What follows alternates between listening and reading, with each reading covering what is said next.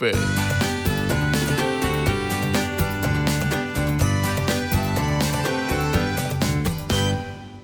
Und wieder bekommen unsere Piraten ein köstliches Mahl serviert.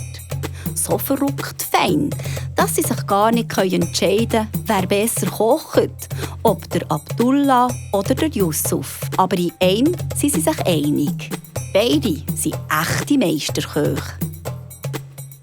Yusuf, du bist wirklich ein echter Küchenkünstler. Der Abdullah aber auch. Ihr müsst euch unbedingt kennenlernen.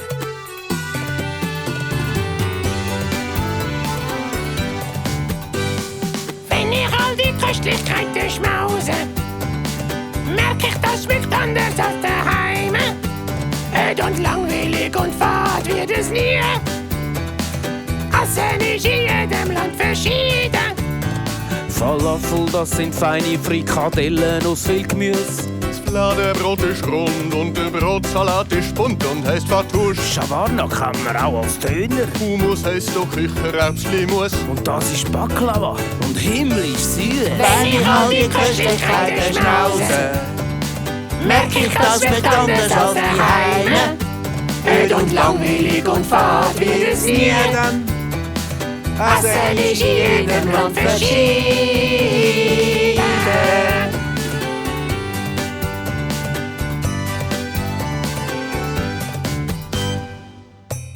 Am nächsten Morgen machen der Captain Sharky und seine Mannschaft noch einen Spaziergang durch die Stadt mit dem Sultan und mit seinem Sohn Fadi. Die Piraten kommen kaum aus dem Staunen raus.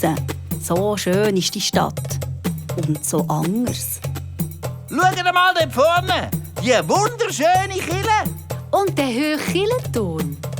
Die Kille heisst bei uns Moschee und der Turm ist ein Minarett.